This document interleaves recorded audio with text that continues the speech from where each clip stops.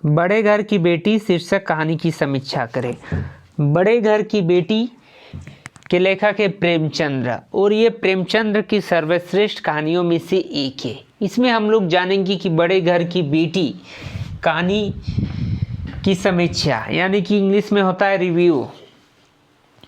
इसका मुख्य नायिका बड़े घर की बेटी का है आनंदी, जो आनंदी अपने क्षमाशीलता तथा उदारता के कारण संयुक्त परिवार को बचाए रखती है।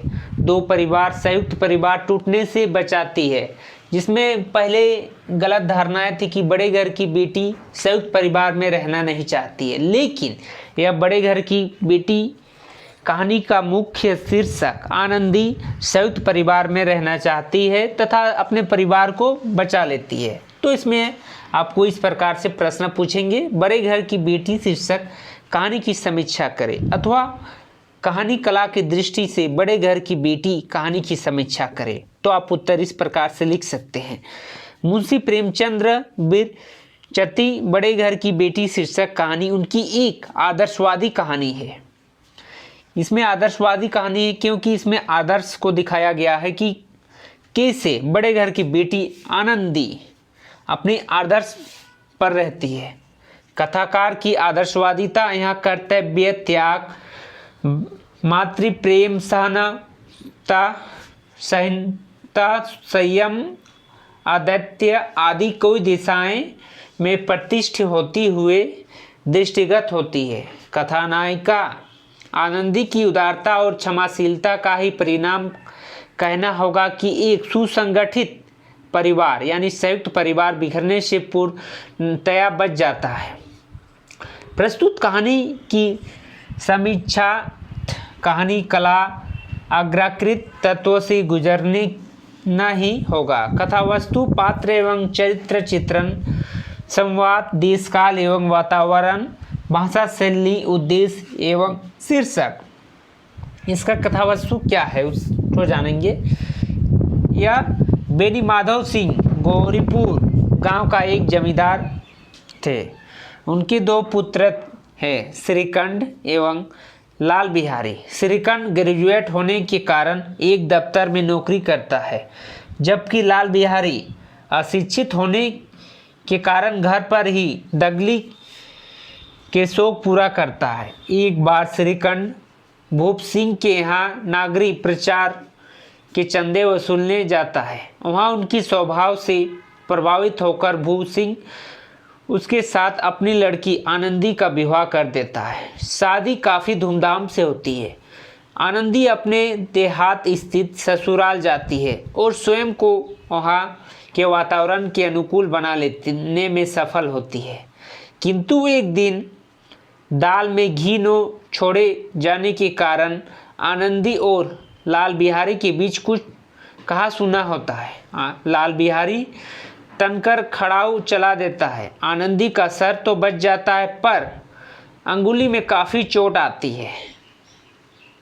2 दिन बाद शहर से श्रीकंठ के आने पर लाल बिहारी उससे घर वालों को समझाने को कहता है। आनंदी के मुख से सच्चाई जानने से श्रीकंठ क्रोध में आता है और स्वभावानुसार अपनी जिद पर अड़ जाता है। आखिरकार जब लाल बिहारी घर से विदा लेने का होता है, तब लाल बिहारी द्वारा क्षमा मांगने पर दयावती आनंदी उसे क्षमा कर देती है। श्रीकंठ भी अपने भाई को क्षमा कर देता है और उसे अपने गले से लगा लेता है।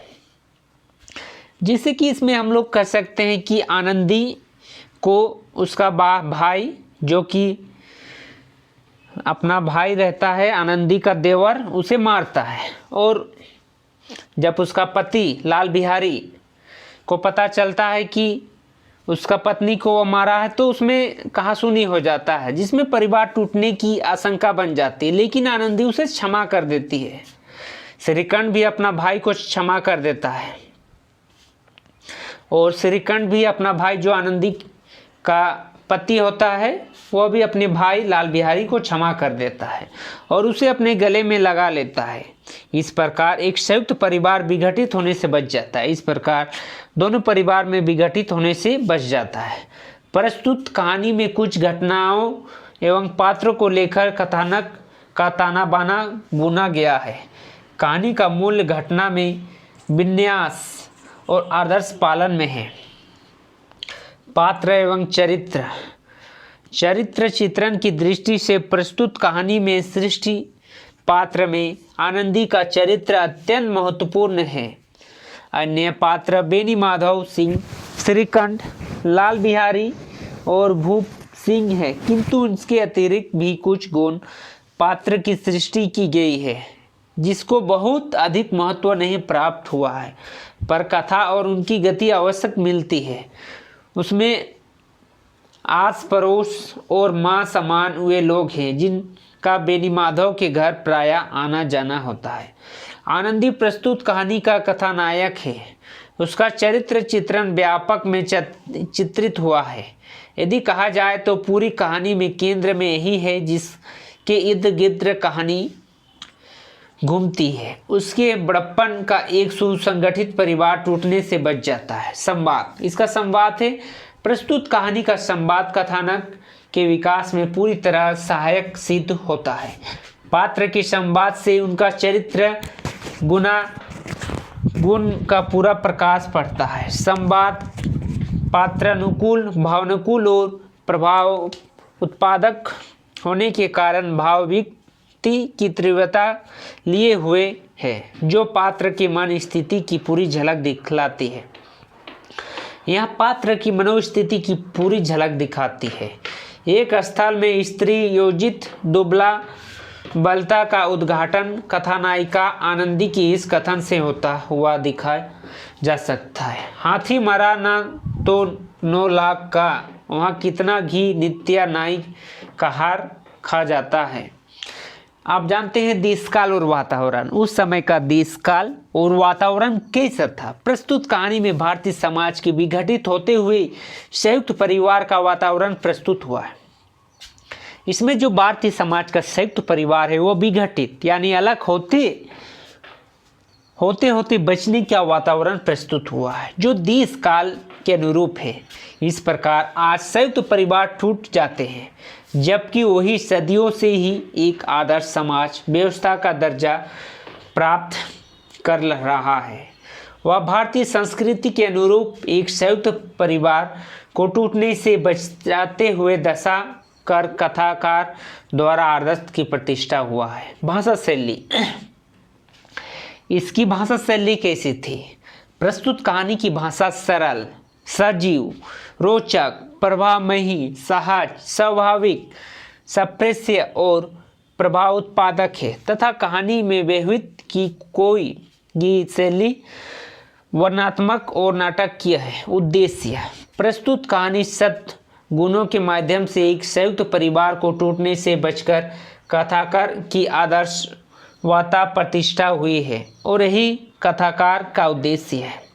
शीर्षक, प्रस्तुत कहानी का शीर्षक कथा वस्तु के अनुरूप होने के साथ ही नवीन शुरुआत, आकर्षण और कौतूहल वर्धित है। अतः शीर्षक बड़े घर की बेटी अत्यंत उपयुक्त एवं सार्थक है, क्योंकि कथानायिका आनंदी अपने बड़प्पन के कारण ही बड़े घर की बेटी कहलाती है और न ही धनडेट परिवार की बेटी होने के कारण।